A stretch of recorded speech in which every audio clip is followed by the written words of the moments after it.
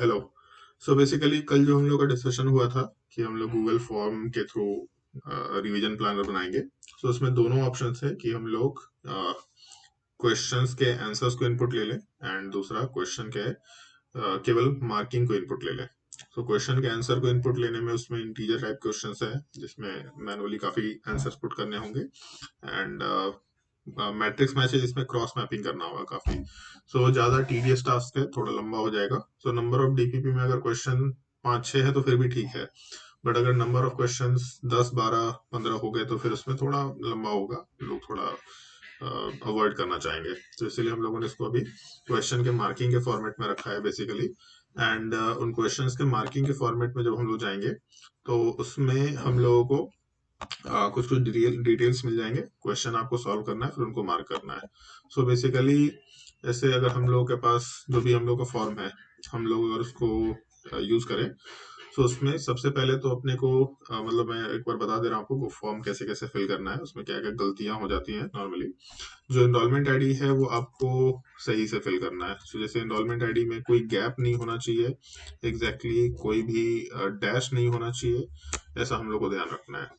जैसे मान लो अगर कोई भी स्टूडेंट है जो अ, जिसका भी कोई एनरोलमेंट फॉर्म है या एनरोलमेंट आईडी है, सो कोई भी उसमें स्पेस यूज नहीं करेगा, कोई भी डैश यूज नहीं करेगा, सबसे पहले आपको ध्यान रखना है। फिर उसके बाद सेकंड पोर्शन आएगा आपका डीपीपी फॉर क्लास। कौन से क्लास का डीपीपी है ये आपको थोड़ा समझना पड़ेगा। आप किस क्लास से बिलोंग करते हैं ये नहीं है क्वेश्चन, डीपीपी किस क्लास का। जैसे हो सकता है डीपीपी क्लास 11 से बिलोंग करता हो, डीपीपी क्लास 12 से बिलोंग करता हो। सो एग्जैक्टली आप कौन से डीपीपी को सॉल्व कर रहे हैं, ये चीज आपको ध्यान रखना है, रेदर देन कि हम लोग का कौन से क्लास का डीपीपी है। तो इसमें जैसे जो हम लोग का डीपीपी होता है हम लोग उसको यूज कर सकते हैं बेसिकली, कि जैसे हम लोग कोई भी एक डीपीपी है पर्टिकुलर, सो हम लोग उस डीपीपी वाले पार्ट को आराम से यूज करके काम कर सकते हैं, क्योंकि हम लोगों के पास डीपीपी में बिल्कुल राइट कॉर्नर में मेंशन किया हुआ रहता है कि कौन सा क्लास है एंड कौन सा सब्जेक्ट है। तो जैसे डीपीपी मान लो क्लास 11 का हो गया, सो आपके क्लास को फिल नहीं करना है, डीपीपी किस क्लास से बिलोंग करता है। जैसे अगर आप पासवर्ड बैच से है, सो पासवर्ड बैच के क्लास का डीपीपी नहीं होगा, वो 11th क्लास के डीपीपी एंड 12th क्लास के डीपीपी को कंबाइंड सॉल्व करते हैं।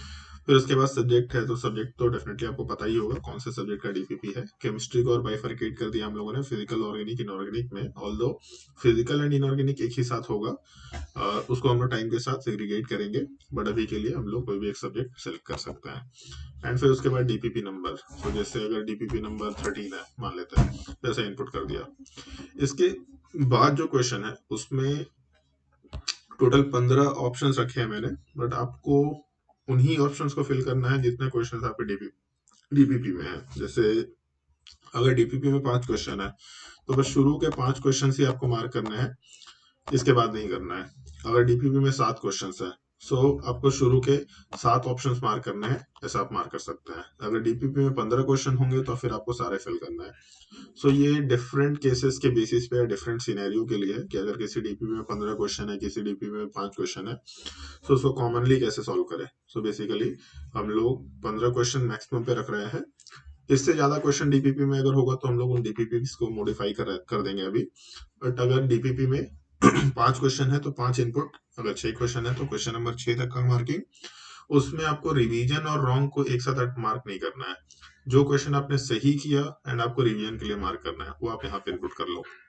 जो क्वेश्चन आपने गलत किया पहली बार में उनको मार्क कर देना, और जो क्वेश्चन आपसे अटेम्प्ट नहीं हो उसको मार्क कर देना। इससे दो चीजें होंगी, जो जो क्वेश्चन बहुत सारे लोग गलत कर रहे हैं पहले अटेम्प्ट में उन क्वेश्चन का आइडेंटिफिकेशन होगा, ताकि हम लोग क्लास में उनका डिस्कशन कर पाए। जो क्वेश्चन लोग अटेम्प्ट नहीं कर पा रहे उन क्वेश्चंस का आइडेंटिफिकेशन होगा कि ये मैक्सिमम लोगों को प्रॉब्लम हो रहा है, मतलब इस तरह के चीजों को हम लोग और बेटर वे में डील करना चाहिए, या फिर उसका हम लोग एक पार्टिकुलर वीडियो सॉल्यूशन बना करके रख दें यूट्यूब पे, ताकि लोग उन सब क्वेश्चंस को सीख पाए कि हम लोग इजीली वे में कैसे इन चीजों को सीख सकते हैं। जैसे लोग जिस दिन क्वेश्चन सॉल्व कर रहे हैं उसके नेक्स्ट डे तक उनको वेट ना करना पड़े। सो जो क्वेश्चंस ज्यादा अनअटेम्प्टेड होंगे उनको हम उन लोगों का हम वीडियो बना करके भी रखते चले जाएंगे, ताकि आप आराम से उन चीजों को सीख पाए। सो अगर डे ऑन डे बेसिस पे हम लोग इस काम को करें तो काफी इफेक्टिव हम लोग पढ़ाई पुट आउट कर सकते हैं। सो उसके बाद फिर आपको सबमिट करना है। जैसे ही आप फॉर्म को सबमिट करेंगे, सो बेसिकली हम लोगों के पास वो पूरा का पूरा इन्फॉर्मेशन अपने आप आ जाएगा, एंड उस इन्फॉर्मेशन को हम लोगों ने थोड़ा ब्रेकआउट कर रखा है ऐसा। जैसे अभी हम लोगों ने फॉर्म फिल किया था डीपीपी में SP 21002। सो बेसिकली हम लोगों का क्लास 11 सेलेक्ट किया था, फिजिक्स था, डीपीपी नंबर 13 मार्क किया था। सो ये फॉर्मेटिंग अपने आप हो जाएगा 013 फॉर। फिर क्वेश्चन नंबर 1 रिवीजन के लिए मार्क्ड है, क्वेश्चन नंबर 2 रिवीजन के लिए मार्क्ड है, क्वेश्चन नंबर 3 4 रॉन्ग अटेम्प्टेड है, 5 not attempted, 6 wrong attempted and 7। ये डिटेल्स अपने आप हम लोगों के पास यहाँ पे आ जाएंगे। मैंने ऐसा फॉर्मूला बना रखा है यहाँ पे। एंड उससे एसोसिएटेड यहाँ पे कुछ चीजें अपने आप, जैसे स्टूडेंट का नाम क्या था, प्लस वो कौन से क्लास के स्टूडेंट है, एंड सब्जेक्ट कोड एंड कुछ और चीजें हैं इसमें। तो उससे एसोसिएटेड एक डीपीपी कोड मैंने डिफाइन कर दिया है। ये डीपीपी कोड अभी आपको यूज करने की जरूरत नहीं है, बट इस डीपीपी कोड के करस्पॉन्डिंग एक आपको डीपीपी का लिंक मिल जाएगा यहाँ पे। सो बेसिकली सारे लोग जो भी फॉर्म फिल करते जाएंगे, हर एक स्टूडेंट के करस्पॉन्डिंग, जैसे इसमें रुचिका का 2 नाम दिख रहा है, सो बेसिकली एक फॉर्म हम लोग रुचिका के नाम से अलग से फिल कर देंगे या फिर बना देंगे, जिसमें केवल रुचिका से एसोसिएटेड जो भी डिटेल्स हैं, रुचिका के कौन से असाइनमेंट्स हैं जो उसने सॉल्व नहीं किया, एंड उन असाइनमेंट का लिंक क्या है। दूसरा, उसमें से हर एक क्वेश्चन का डिटेलिंग, कौन सा क्वेश्चन उसने रिवीजन के लिए मार्क किया, कौन सा क्वेश्चन उसने रॉन्ग मार्क किया, इसका एक डिटेल लिस्ट उनको वहां पे अपडेट मिल जाएगा। एंड शीट का जो लिंक है जिसमें ये सारी डिटेल्स होंगे, ये सारे लिस्ट होंगे, उस शीट का लिंक आपको अलग से मेंशन कर दिया जाएगा। सो बेसिकली हम लोग इसी चीज को यूज करने की कोशिश कर रहे हैं। इससे हम लोगों का एक लिस्ट प्रिपेयर होता चला जाएगा टाइम के साथ, जो हम लोग बेसिकली एक टाइम के बाद अच्छे से रिवीजन करने के लिए यूज कर सकते हैं। सो फॉर्म ढंग से फिल करना, एंड जैसे जैसे फॉर्म फिल होता जाएगा वैसे वैसे हम लोग लिस्ट आउट करते जाएंगे हर एक स्टूडेंट्स के लिए फॉर्म, एंड उसके हिसाब से फिर हम लोग आगे कुछ और जो मॉडिफिकेशंस कर सकते हैं करने की कोशिश करेंगे। Thank you.